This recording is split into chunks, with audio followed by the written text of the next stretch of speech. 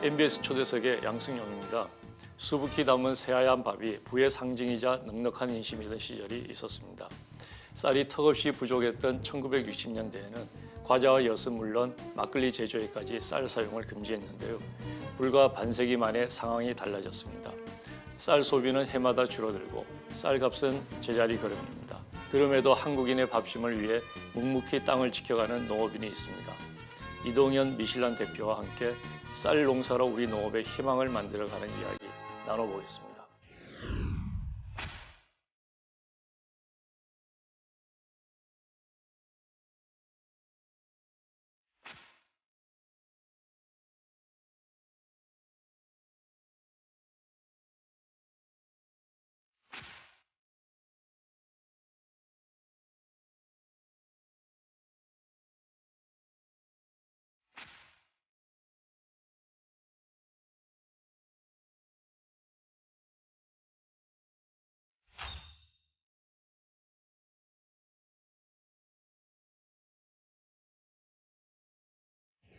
전남 곡성에서 올라오신 농부과학자 이동현 미슐란 대표 자리하셨습니다. 오늘 나오셔서 고맙습니다. 네, 반갑습니다. 곡성에서 농사짓고 아름다운 땅을 지키고 있는 농부과학자 이동현입니다. 예, 농부과학자 또는 과학자 농부 어느 것이 더 적합한가요? 지금은 이제 더 집중하고 있는 게 농부의 삶이기 때문에 농부과학자가 또 제일 좋아하는 단어입니다. 네. 직접 농사를 지으시는가요?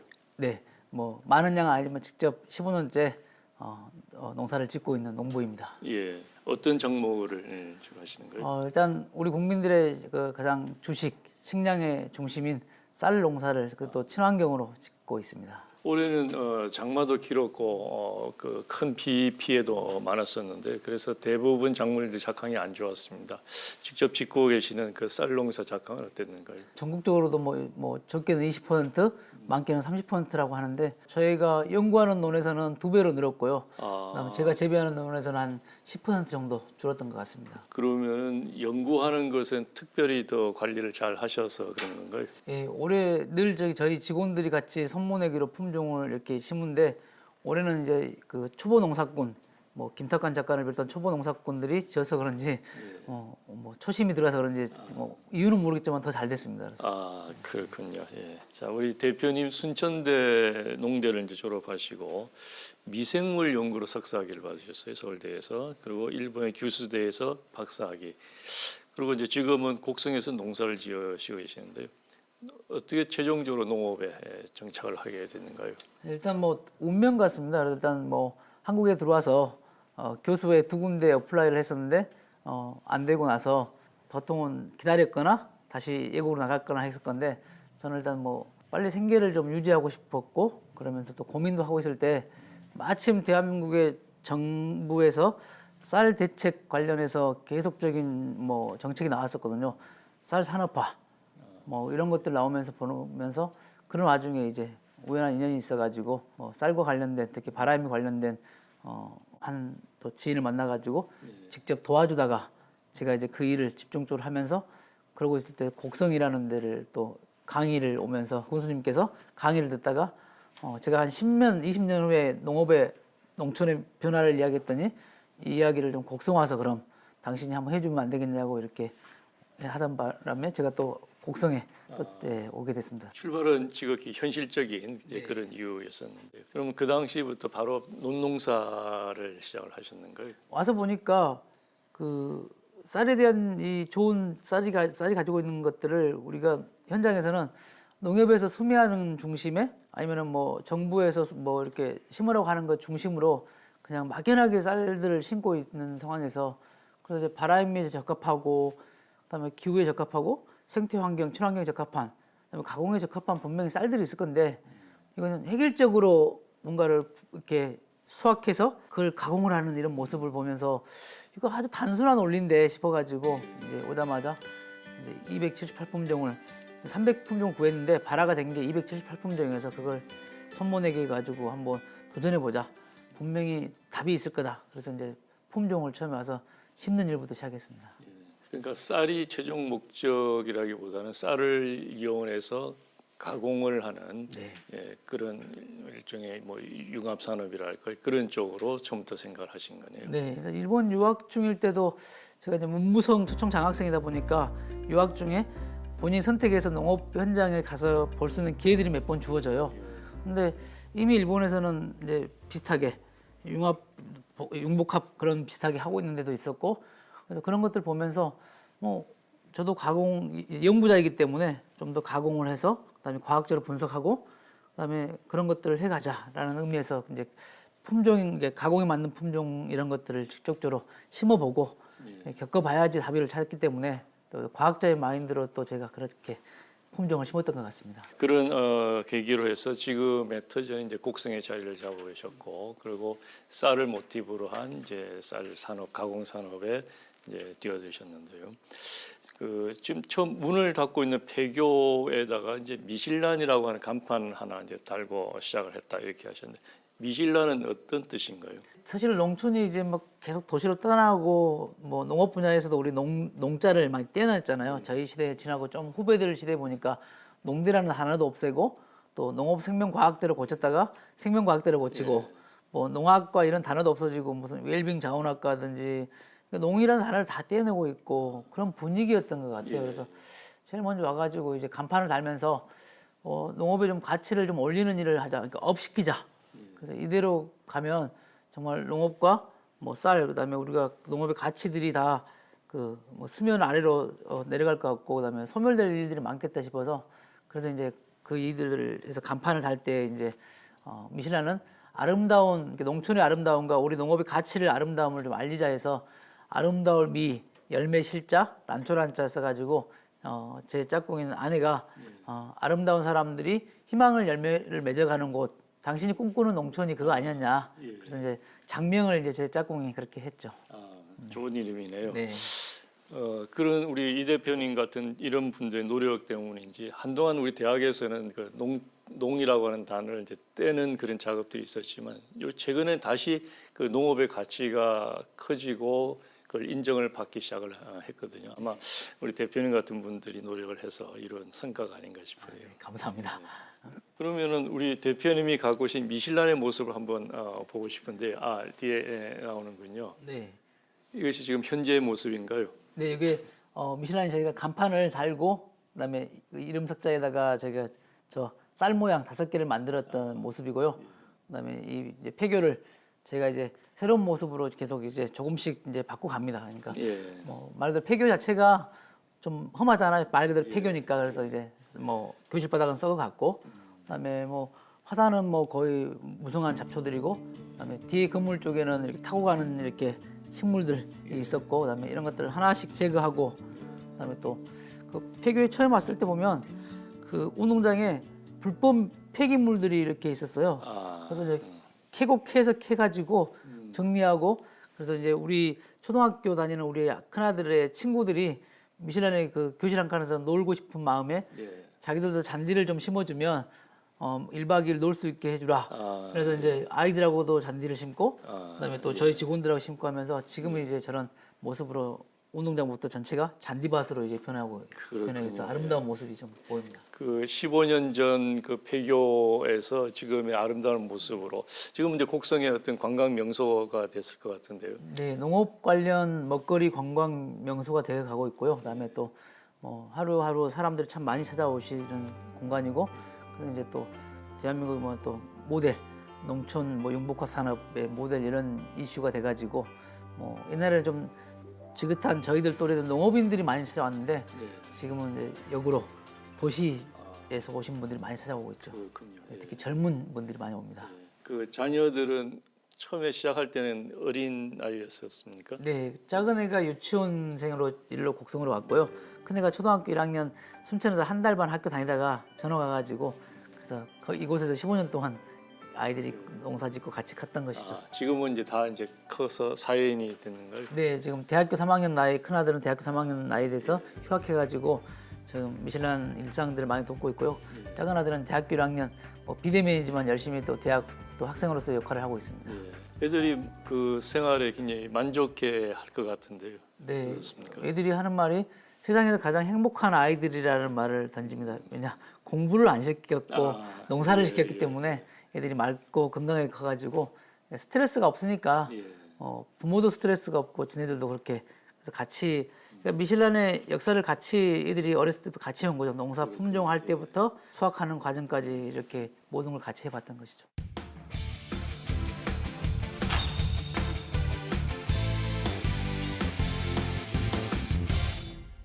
자, 우리 미슐란이 그 어떻게 성장을 했는지를 이제 좀 들어보고 싶은데요. 처음에 이제 폐교 건물에 간판을 달고 처음 한 일이 어떤 일이었던가요? 바라현미를 직접 연구하다 보니까 제일 먼저 궁금한 게 바라현미에 맞는 품종이었던 것 같아요. 그리고 친환경의 목표를 들고 왔기 때문에 일본에서 유학하는 게 미생물 병해충 방제와 이런 것들이 제 전공이기 때문에 친환경을 실질적으로 해보고 싶은데 약재를 처음에는 미생물학자니까 약재, 친환경 약재를 개발했던 것이고요. 그다음에는 결국은 사람도 마찬가지지만 강한 사람이 있고 약한 사람이 있듯이 병해충이 강한 품종도 있다는 것이 저도 상식적인 거기 때문에 그래서 이제 품종들을 다 구해가지고 278품종을 발화된 278품종을 일일이 손모내기를 한 줄씩 많은 품종 얻은 게 없고 조금 가락 몇 개씩 있으니까 그 양이 적다 보니까 일일이 하나씩 뜯어가지고 포트에 융부해가지고 그걸 일일이 하나씩 심었습니다. 그래서 278품종을 줄 맞춰서 30cm 간격으로 손모내기를 해가지고 논 970평에다가 일일이 다 심었죠. 그렇군요. 예. 278품종을 심고 그래서 이제 결국은 그 강수, 기후, 그다음에 병해충 이런 거 매번 조사를 하고요. 그다음에 또 생육 같은 경우 조사를 하고 이런 것들을 일일이 조사를 하면서 기록하고 그러면서 이제 하고 있을 때 사람들이 사실 그러잖아요. 쌀 박사가 아닌 사람이 미생물학 박사를 전공했던 사람이 쌀을 연구한다니까 빈정되기도 하고 빈정은 아니었겠죠. 우려했겠죠. 알겠나 싶은 그런 건데 그 기관을 그렇게 하면서 품종을 1년 동안 연구하면서 조사하니까 사람들이 와서 이제 재밌으니까 곡성이라는 지역에 한 논에 278품종이 줄지어 서 있으니까 신기하잖아요. 그렇죠. 그러니까 처음에는 우습게 보던 사람들이 관심 있게 보고 사진도 찍어가고 그래서 이제 이게 사람들이 진짜 연구하는 것인가 궁금하고 그다음에 욕심난 사람들은 몰려와서 수확철에 잘라가기도 하고 그래서 이제 그 논이 이제 저희가 바라현미를 연구하고 그다음에 쌀을 집중적으로 연구하는 계기가 된 논이었죠. 그리고 그 품종들이었고요. 그래서 278 품종 중에서 최종적으로 선택된 품종은 몇 종류가 나오는가요? 예, 첫 해는 너무 기상이 좋아가지고 똑같이 병해충이 강한 것처럼 비쳤고요. 그다음에 또 수확량 같은 경우도 이제 수확량에 약간 차이가 확실히 보이는데 제가 조사하고 싶은 건 병해충하고 바라현미에 적합한 이런 것들인데 큰 차이를 직접적으로 그 병해충에 대한 못 느꼈고 해서 그 다음에 이제 저희가 8,000평에다가 그 전체 들력을 빌려가지고 8,000평에다가 278 품종을 4줄씩 심어가지고 이렇게 그 다음에 이제 좀 그 해에 좀 좋았던 품종은 몇 개를 좀 더 확대하려고 좀 200평 단위로 한 품종을 심고 이렇게 했죠. 그래서 하다 보니까 그 당시에 그 우리나라에는 그 선도 농가들이 중심이 돼가지고 일본 품종 들여와서 심는 게 열풍이 됐어요. 그래가지고 고시가리, 히토메보레, 유메쭈쿠시 그러면서 그래서 일본 그때 제가 심었던 건 그런 걸 준비해서 일본 품종, 북한 품종, 그다음에 중국 품종 몇 개까지 대조해서 그다음 지능청이 개발한 품종, 그다음에 토종이라고 하고 있는 우리 품종들까지 해서 대조해서 심었기 때문에 근데 1차년도, 2006년도에는 그렇게 제가 원하는 병해충 관련해서 특히 친환경에 적합한 거에 대한 건 답을 못 찾았고 그래서 이제 2007년도에 그 농민들에게는 엄청난 피해를 받던 해에서 올해 같은 느낌이었어요. 그때도 출수기에 한 6일 정도가 해가 뜨고 계속 그 우중충한 날씨에다가 비가 왔죠. 그래서 섬진강이 3번 정도 범람할 뻔했으니까요. 그래서 이제 했는데 그래서 당연히 이제 아무것도 처리하지 않는 논이기 때문에 모든 병해충들이 이렇게 집중적으로 왔죠. 대다수의 논들이 병에 다 쓰러졌고 해충이 와서 먹고 그래서 제가 학부 때 배웠던 대한민국의 모든 병해충은 다 그곳에 모인 느낌. 그래서 이게 뭔 일이지 할 정도로 피해가 심각했죠. 근데 그 중에 재밌는 게 33개 품종이 꼿꼿이 서 있고 약간의 피해를 보는 것들이 있어가지고 이제 사람들은 이 동이 이제 망했다 포기할 거다 했는데 저는 거기서 엄청난 걸 희열을 얻었죠. 그랬겠군요. 예. 그래서 제가 그걸 블로그에다가 SNS에 올렸죠. 이제 바라현미 관련 연구한다 하면서 그랬더니 정말 재미난 데이터들이 나온 거죠. 그러니까 어찌 보면 식물 병리학자나 해충을 연구하는 곤충학자들, 응용곤충 하신 분들이, 그다음에 또 약재를 개발하신 분들이 사실 얻을 수 있는 데이터가 친환경 데이터가 그해 엄청나게 쏟아져 나왔죠. 그래서 제가 그걸 보고 가능성. 그래서 이제 진짜 친환경과 바람미와 가공에 대한 쌀 연구를 할 수 있겠구나 해가지고 제가 이제 누구는 위기에 무너지는데 저는 위기의 기회를 잡고 그렇군요. 그렇게 이제 글을 쓰고 했더니 이제 진흥청의 바람미를 연구하는 한 박사님께서 당신 도대체 뭐 하는 사람이냐? 쌀 관련 연구자 검색해 보니까 당신의 이름은 없는데 당신은 누구냐 해서 나는 이러이러한 사람, 미생물을 연구한 이동윤이라는 사람이다 했더니 찾아와 가지고 놀랐죠. 자기는 우리나라 어느 누구도 진흥청도 그 당시 친환경 아직까지 확 들어오지 않은 시점에 민간인 그래도 쌀 박사가 아닌 사람이 쌀 품종을 연구한다고 해놨으니까 그래서 그게 계기가 되고 진흥청에서 다음날 새벽에 원장님이 직접 내려오시고 일행들하고 내려오셔가지고 이거 그냥 같이 합시다. 우리도 안 한 거 대한민국 쌀 연구한 사람들이 우리 이동현 박사 덕분에 엄청난 걸 하게 됐다고. 그래서 수원에서는 그 당시 수원이잖아요, 진흥청이. 수원에서는 관행 재배로 연구를 하고 그다음에 곡성에서는 친환경으로 공동 연구하자 해가지고 지금껏 농촌진흥청 그 당시 작물과학원이고 지금은 식량과학원이잖아요. 같이 연구를 해오고 있습니다. 그렇군요. 자, 한편의 정말 흥미진진한 스토리인데요. 그래서 그 33종이 지금 미실란의 종자 기반이 되고 있는 건가요? 네, 그렇죠. 그 33개 기반했는데 이제 저희가 뭐 회사가 큰 회사가 아니기 때문에 품종을 다 뭐 이렇게 심고 계약 재배할 수 있는 여력이 아니기 때문에 제가 이제 우선 필요한 것 중에 그 당시 이제 제일 고시가리보다 훨씬 낫다고 제가 개인적으로 판단한 게 진흥청에서 개발했는데 10위권 밖에 밀려 있었던 품종이 하나 있었어요. 그게 이제 삼광배라는 품종이었거든요. 근데 제가 이제 투입을 안 했잖아요. 질소나 화학 비료를 안 썼기 때문에 무투입인 상태이기 때문에 친환경에 너무 적합하고 밥맛은 좋고 그다음에 가공 적성인 특히 바람미에도 너무 좋아가지고 이걸 이슈를 시켰더니 뭐 진흥청에서 이제 그럼 이걸 확대시키자 했던 건데 지금은 아마 전국 2위권에 접어들었죠. 참 제가 생각해도 큰 일을 한 것 같아요. 그런 것 같아요. 아니면 일본 품종에 밀려가지고 뒤로 소멸될 품종들이 다시 밖으로 나왔고 그 중에 특히 이제 그 기능성으로 만들었던 유생미들을 제가 확대시켜가지고 우리나라 최초로 유생미를 발화시켜가지고 블렌딩을 한 그러니까 바람미로 블렌딩을 한 우리가 오색미를 블렌딩한 제가 최초에 또 일을 해냈죠. 그게 정말 큰 일을 하신 것 같으네요.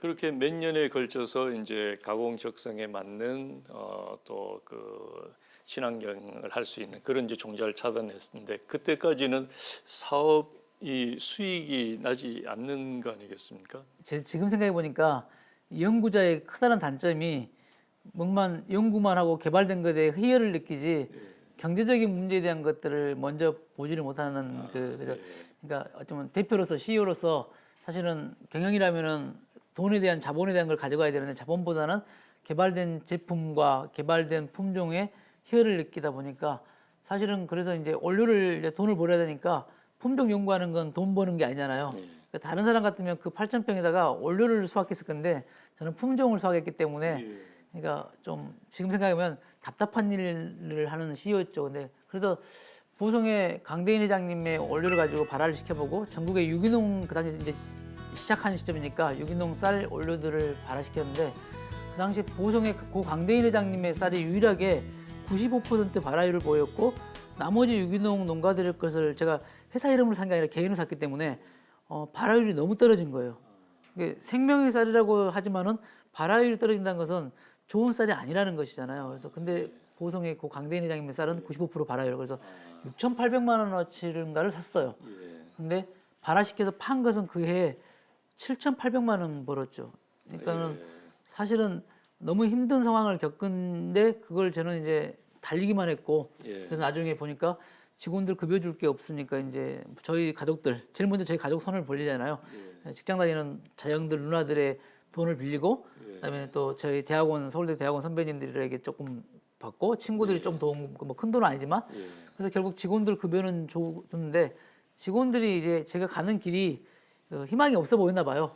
그래서 직원들 나머지 직원도 그만두고 이제 저희 가족 넷이 남아서 이제 이 방향을 고민하고 있을 때 이제 이제 돈을 벌어야겠다. 예. 그래서 이제 제가 생각하는 건 가공을 바로 해서 떡 제품을 만들어서 이제 판매를 하고 다양한 가공 제품들을 이제 만들기 시작하죠.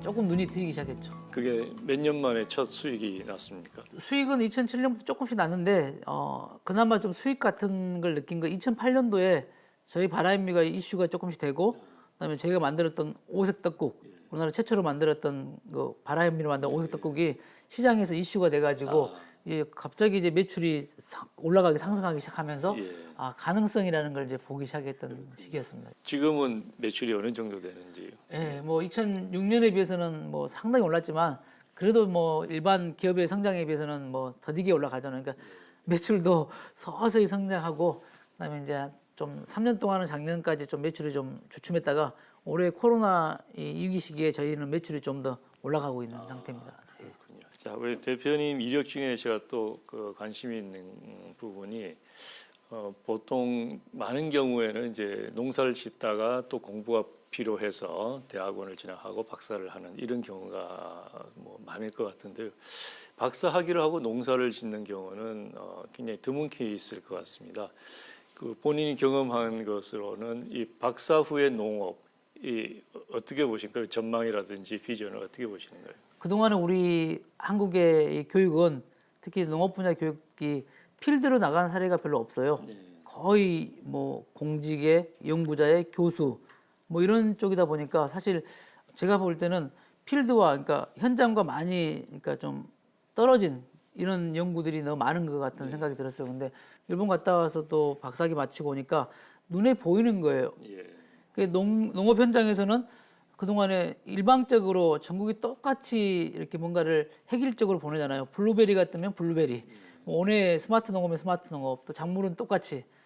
이런 계기로 우리가 농업이 계속 성장하지 못하고 그대로 반복적인 또 조금 있으면 품종 바꾸고 그래서 이걸 유행에 따라서 가는 그러니까 소비자들도 보면 뭔가 좀 연구에서 나온 결과물이 아닌 그냥 공장에서 찍어내는 농산물처럼 이렇게 바라보는 시각이 있더라고요. 그래서 박사학위를 받고 현장에 오니까 어느 정도 질문과 답이 보이는 거죠. 예, 그래서 또 그러면 또 저는 또 실사구시를 중요시하는 저는 해보는 거죠.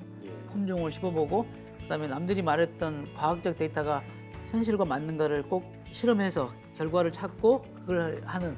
그러니까 어찌 보면 앞으로도 좀 더 어떻게 많이 배운 공부를 많이 한 연구자들이 필드를 더 많이 들어와서 보면 대한민국 농업에 좀 더 현실적으로 더 업이 되지 않을까 그런 생각을 갖게 됩니다. 자, 이제 농사를 지어서 이제 그걸 가공을 해서 떡이나 이제 다른 제품을 만들어서 판매를 하는 2차 산업까지 진출했는데 최근에는 이제 발효 현미로 밥을 지어서 파는 밥집을 또 여셨다고요. 이제 3차 산업까지 진출하신 건데 그걸 얘기를 좀 해주시죠. 예, 이제 쭉 쌀 문제는 우리가 계속 이슈가 됐잖아요. 쌀이 남아돈다, 수입쌀 문제 있었는데 더욱더 쌀에 대한 이미지가 이렇게 낮게 가는 게 뭐냐면 무슨 탄수화물 중독적인 이상한 소문들이 돌고 이런 문제가 나오니까 쌀 소비가 줄어들고 있고 쌀 소비 중에 바라임도 포함되니까 바라임도 이제 딱 정체된 상태고 그래서 이제 이게 큰 위기라는 이제 생각이 들어가지고 그러면 우리가 직접적으로 도시 소비자들에게 우리 쌀이 좋다, 몸이 좋다, 그다음에 다이어트에도 좋다 이런 것들을 알릴 수 있는 것들이 뭘까 하고 쌀을 직접적으로 홍보할 수 있는 게 뭘까 했더니 우리가 뭐 대형 행사에 간다고 해서 소비자들이 확 들어온 거 아니잖아요. 바이어들 좀 만나고 이 정도지.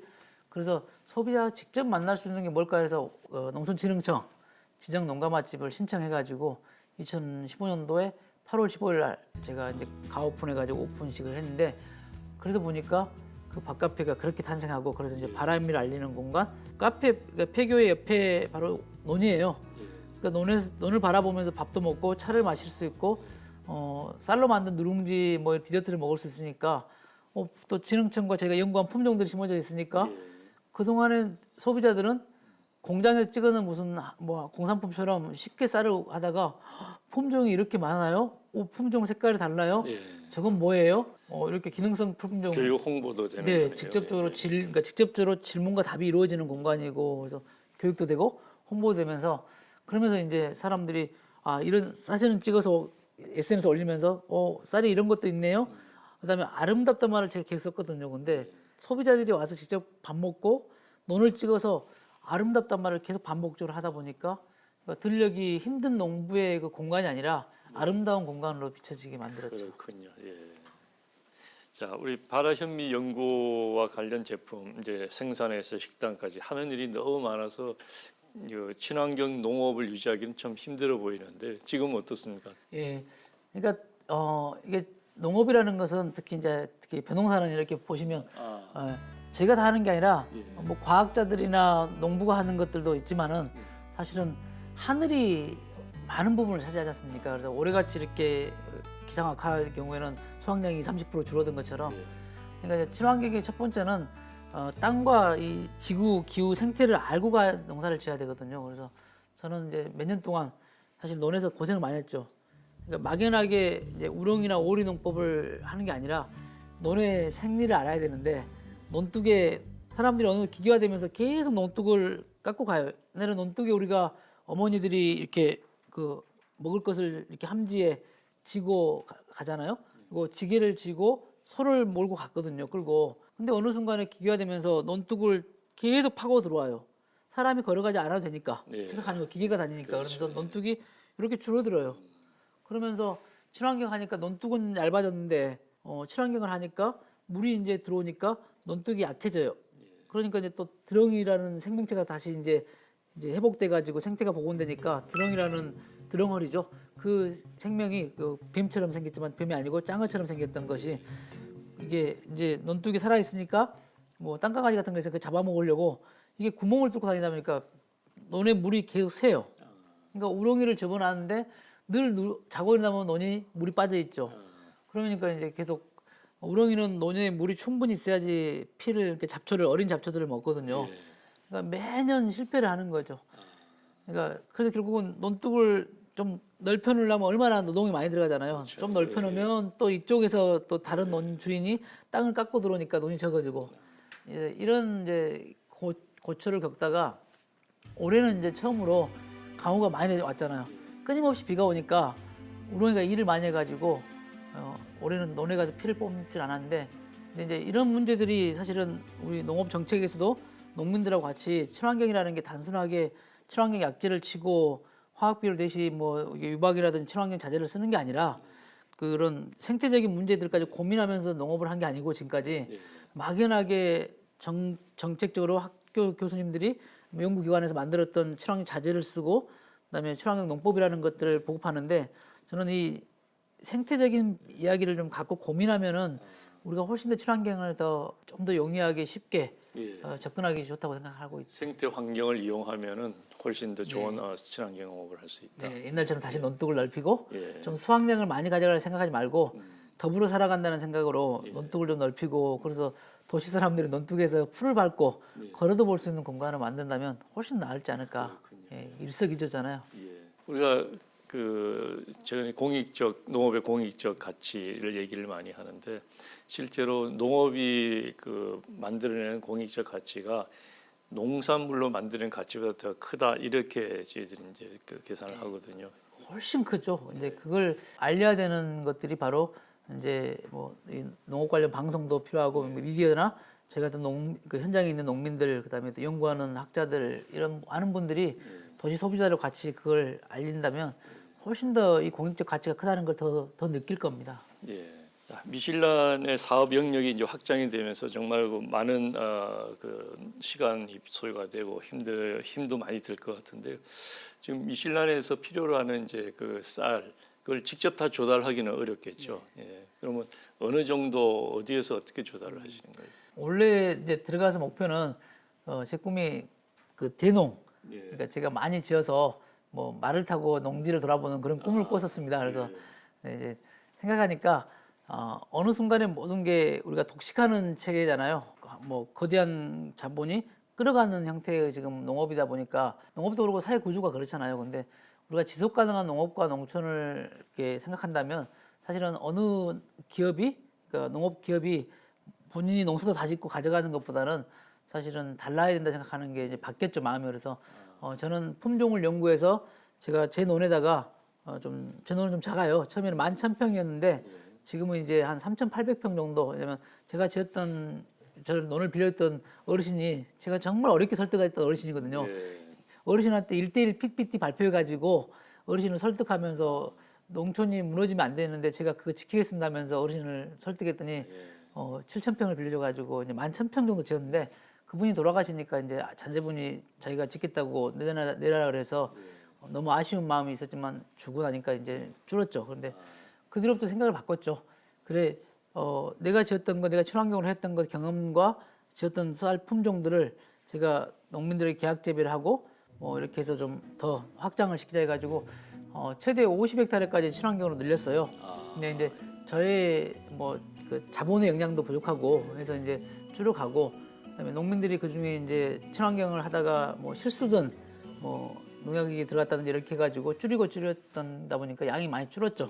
그래서 이제는 일단은 전남하고 친환경 하신 분들이 꽤 많아요. 그래서 이제 이게 제가 농업 15년 하다 보니까 믿을 수 있는 단지나 개인들이 많이 알고 있어가지고 이제 그분들에게 제가 필요한 품종들을 요청을 해가지고 이제 많은 부분을 또 사서 제가 가공을 하고 있죠. 더불어 같이 잘 사는 네. 그런 커뮤니티 이렇게 불러도 될까요? 예. 그 주변에서는 그런 얘기들도 할 것 같아요.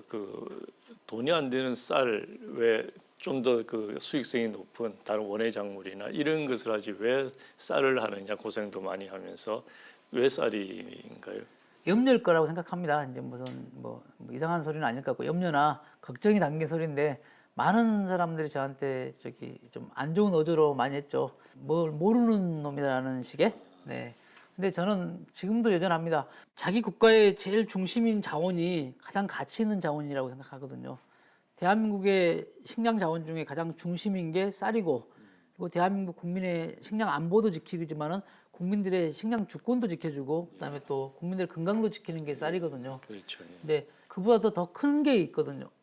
아까 다원적 기능이라고 했잖아요. 논이 주는 다원적 기능이 5월 달부터 논에 물을 대놓고 9월 5일 정도까지 물이 있어요. 그러면 그 기간 동안 우리는 가뭄이라는 것들을 해결하는 중요한, 그러니까 댐 수십 개 만든 것보다 연간 우리가 담수하고 있는 논의 역할이 크거든요.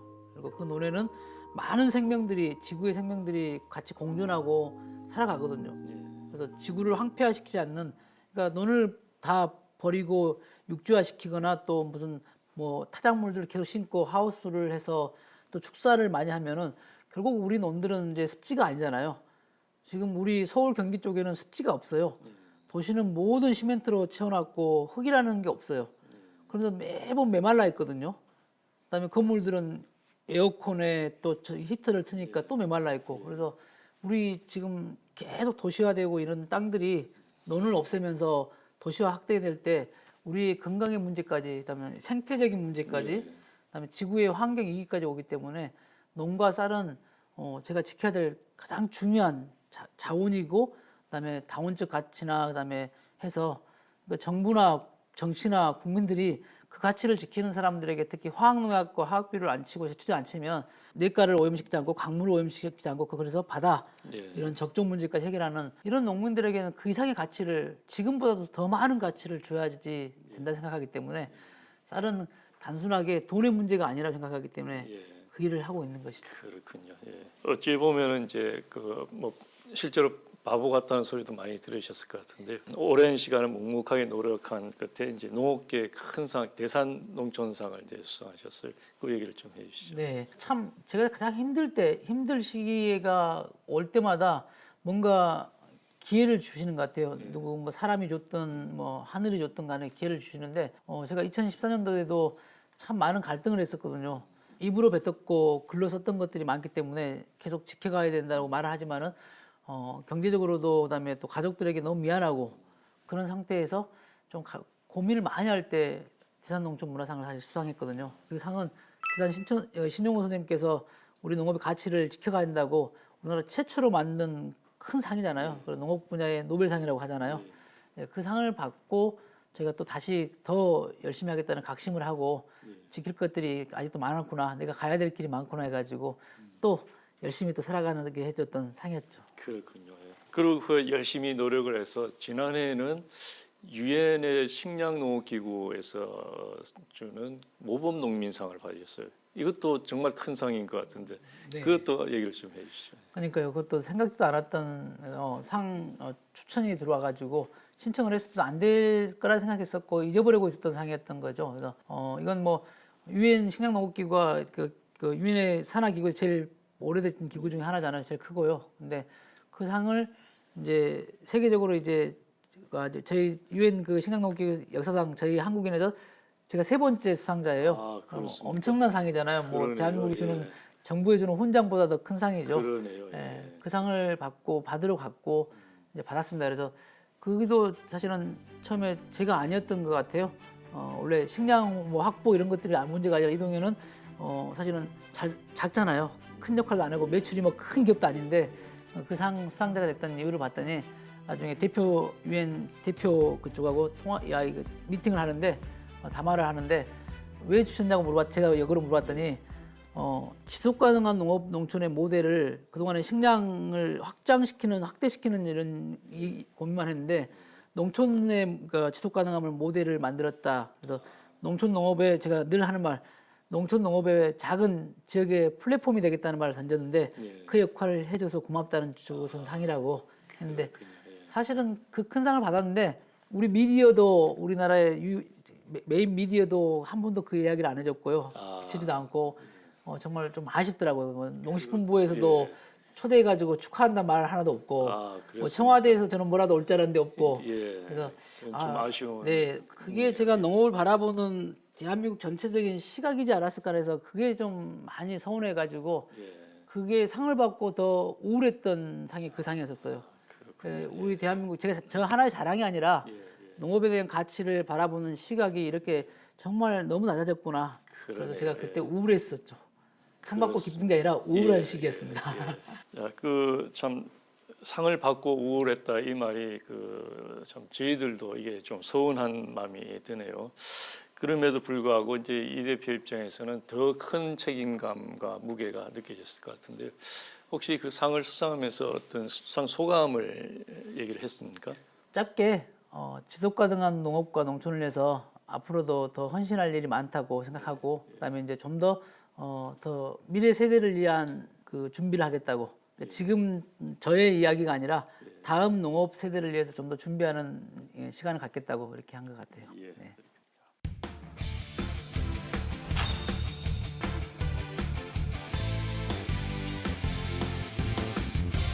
지금 이제 그 비어 있던 낡은 폐교도 이제 농업의 6차 산업의 이제 뭐 전진 기절할까 아니면 뭐 굉장히 좋은 이제 모델로 만드셨는데 지금 이제 지역민들의 어떤 생태 학습이나 또 문화 공간으로도 활용을 많이 하신다고요.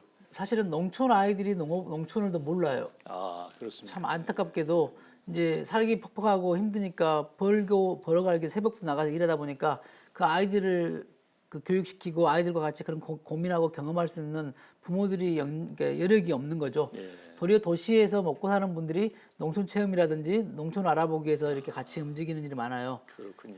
그래서 저희가 고민하다가 농촌 아이들을 위해서 이렇게 체험 교육 같은 것들을 좀 해가야겠다 싶어가지고 이제 소소하게 모집을 해가지고 하다 보니까 곡성에 있는 저희가 시민사회 단체를 활동을 하는데 곡성 교육희망인대라고 하는데 거기서 그러면 우리 지역 아이들을 같이 농촌 체험 교육, 그다음에 또 뭐 농부가 돼보기 이런 것들 하자고 한 것들이 이제 몇 년 동안 하다가 그런 와중에 이제 전남 교육이 무지개학교 이런 것들이 생기면서 아이들을 좀 더 필드로 현장으로 나가게 하자라고 하는 이제 교육 정책이 생기면서 곡성 유치원하고 같이 유치원의 한 선생님이 그것도 한 선생님이 미션에 하는 그 교육들을 보니까 너무 매력적이다.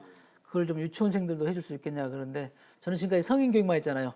석박사들하고 어른들 교육을 했는데 어떻게 내가 아이들을 4살짜리 7살 할까 했는데 그 친구들하고 이제 7년 동안 직접 뭐 파종해서 모를 손모내기 논에 들어가서 맨발로 들어가 심고 한여름에 그 생물 종 다양성 참 어려운 말이잖아요.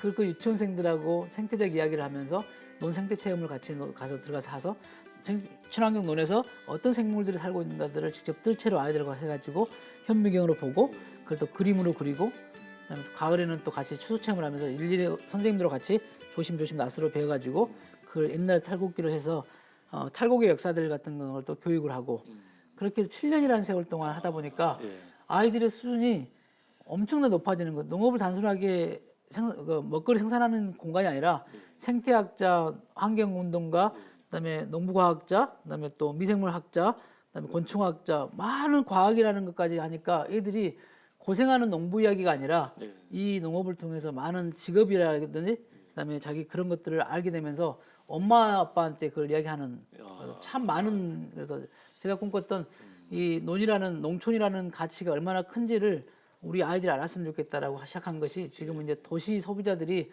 뭐 미슐란에서 그 교육을 집중적으로 해달라고 해가지고 또 새로운 모델에 지금 또 단순한 체험이 아니라 교육이 들어가면서 그다음에 또 문화까지 접목하는 것들을 지금 최근에 한 작가님과 같이 준비를 하고 있습니다. 그렇군요. 폐교에서 시작한 미슐란이 정말 그 많은 좋은 역할들을 하고 있다 이렇게 느껴지네요. 최근에 이제 소설을 쓰시는 김탁한 작가께서 우리 대표님과 그 농업에 대해서 느끼고 경험한 것을 책으로 엮는 작업을 그렇게 하시다고 했는데 오늘 얘기를 들어보니까 참 공감이 가는 책으로 만들 만한 그런 일들을 하고 계시다 이렇게 생각을 하네요. 그걸 어떤 계기로 그것은 시작을 하게 됐는가요? 제 삶을 이런 스타일을 좋아했던 한 작가께서 친구들이 이제 그 밥집을 이야기해가지고 미슐란 밥카페 바나다의 밥집에 가서 밥 먹고 올라가라 서울에. 그래서 저기 구례에서 화엄사 쪽에서 저 잠을 자고 그래서 밥집에 밥 먹으러 왔다가 이제 저희 나왔던 자료들도 읽어보시고 그래서 이제 그 김탁관 작가하고 인연이 되고 이제 찾아오기 시작했고 그리고 이제 저한테 당신을 좀 소재로 글을 좀 써보고 싶다니까 저야 너무 행복하잖아요. 그때가 이제 유엔 상 받고 얼마 안 되고 이럴 때니까 너무 우울할 때 어떤 뭐랄까 새로운 희망처럼 다가왔죠. 그러면서 글을 쓰는데 2박 3일씩 15번을 곡성 오셨어요. 저랑 먹고 자고 걷고 저의 이야기 듣고 그 들녘을 바라보면서 담소 나누는데 마음껏 들어주시는 거잖아요. 보통은 인터뷰하면은 인터뷰한 사람들이 질문 의도로 가는데 저 이야기만 들어주셨어요. 그래서 오롯이 그 이야기 듣고 이야기 던지면서 정말 많은 스토리를 갖고 있는 이런 사람을 한국에서 본 적이 없다는 거예요. 특히 농부이면서 과학자인 이것도 참 재밌는데 이 사람이 하는 일이 정말 한 달에 12가지 이상을 하고 있는 모습에서 정말 하고 있는가를 와서 보고 싶었다는 거죠. 근데 저희가 이렇게 1년 동안 15번 오면서 2박 3일씩 같이 보면서 아침부터 새벽부터 밤 늦게까지 지역의 또 교육희망인대라는 시민사회 단체를 해서 아이들이 교육 문제까지 고민하고 이걸 보시면서 아, 이 사람을 이제 글로 써보겠다 결정을 하시고 쓰면서 제가 그 유엔 상 받고 나서 많이 마음적으로 속상했던 것들을 치유해주고 그다음에 이제 혼자서 이렇게 농업을 위해서 뭘 많은 사람들 하고 있지만은 고민하지 말고 책으로 저와 함께 독자들을 만나면서 농업의 현실과 농업의 중요성, 그다음에 이 쌀농사라는 게 얼마나 다원적 가능성이 있는 건지 이런 가치에 대한 것들을 알리러 다닙시다 이렇게 해가지고 계속 전국을 순회하면서 제가 독자들을 통해서 독자들이 대부분 도시 소비자들이잖아요. 그분들에게 좋은 쌀에 대한 이야기, 우리 농민들이 얼마나 중요한 역할을 하고 있는가. 그래서 당신들은 그 가치를 지불할 책임이 있다라는 것들을 제가 말하면 농민이 말한 거기 때문에 조금 거리를 둘 수 있지만은 작가님이 직접 말하고 저랑 같이 둘이 토크를 하니까 소비자들이 궁금한 게 너무 많아요. 모르는 게 너무 많은데 그래서 제가 좀 느꼈죠. 우리 농업계 학교나 그다음에 또 이렇게 농업 전문가들이나 국가기관들, 농업 관련 전문 기관들이 그다음에 미디어까지 좀 더 소비자하고 접근할 수 있게 이렇게 좀 더 다가가야 되겠구나. 방송도 정말 좀 더 메인 방송으로 가고 그다음에 우리 그 전원일기하고 대추나무 사랑 걸렸는가요? 그 드라마 이후에 농업 방송이 없어요.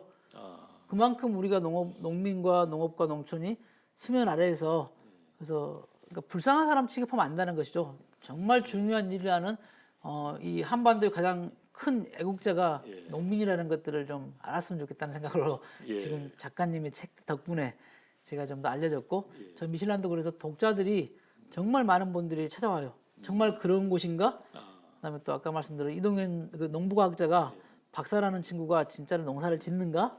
그다음에 또 그런 현장이 있다는데 정말 보고 싶어서 오시다 보니까 참 많은 독자분들이 지금 연속적으로 방문하면서 저는 미슐란 하나를 성장시키는 게 중요한 게 아니라 미슐란과 같은 마음을 갖고 있는 팔도에 있는 저 같은 생각을 갖고 있는 그런 것들이 소멸되지 않았으면 좋겠다. 그래서 우리 농업이 나중에 우리 다음 세대들이 다시 농업을 이어받을 때는 진짜 좀 매력적으로 자랑스러운 사람들로 취급받고 그렇게 갔으면 좋겠다고 지금 작가님하고 지금 계속 다니고 있습니다. 내일도 해야 되고 그래서 가보려고 합니다. 왜냐하면 힘은 드는데 저희가 더 많은 사람들 만나서 정말 농업의 이 가치들을 알리는 뭐 메신저 역할을 해보려고 합니다. 잘 알겠습니다. 우리 이 대표님의 정말 흥미진진하고 또 가치 있는 인생 스토리를 듣다 보니까 어느새 시간이 다 지났네요. 너무 아쉬운데요. 다음에 또 뭐 좋은 기회가 있으면은 한 번 더 모시기로 하고, 자 마지막으로 그 동료 농업인들 그리고 오늘 이 시간을 함께해 주신 시청자분들께 한 말씀 부탁드리겠습니다. 우리 농업은 그 단순한 먹거리만을 생산하는 공간이 아닙니다. 지구를 지키는 가장 중요한 그 우리 심장과 같은 역할, 사람을 말하면 심장과 같은 역할하는 이 지구를 지키는 농민들이 있어야만이 바로 지속 가능한 우리 사회가 되는 겁니다. 그래서 농업이 무너지고 농촌이 붕괴되면 소멸되면 결국은 도시가 그 가장 큰 피해자가 된다는 생각으로 농민들은 더 애국자의 마음으로 열심히 해주시고 그다음에 좀 더 연구하는 좀 농민으로서 좀 역할을 해주셨으면 좋겠고 도시 소비자들은 농업과 농촌을 지키는 농민들의 역할이 얼마나 중요한 역할인지를 좀 깨닫고 특히 코로나 이 시기 이후에는 농촌의 가치가 훨씬 커진 걸 여러분들이 알고 있을 겁니다. 그래서 좀 더 관심 있게 생태 환경에 대한 고민과 지구를 지키는 일, 그다음에 또 좋은 먹거리를 지키는 친환경 농업에 대해서 관심을 가져줬으면 좋겠습니다. 예, 잘 알겠습니다. 자, 우리 농업농촌이 미실란 그리고 이동현 대표와 함께 지속적으로 발전하고 더 좋은 공간으로 거듭날 수 있기를 기원하겠습니다. 항상 건강하시고 건강하시기 바랍니다. 네, 오늘 불러주셔서 감사합니다. 쌀농사의 위축은 농촌 나아가 지방의 소멸로 이어질 수밖에 없습니다. 생태계를 유지하고 환경을 보존하는 쌀농사의 공익적 가치는 쌀값의 수십 배를 상회합니다. 새로운 봄에는 수많은 생명이 꿈틀거리는 논에서 신명나게 일하는 농부들이 늘어나기를 응원해 봅니다. 함께해 주신 여러분 고맙습니다.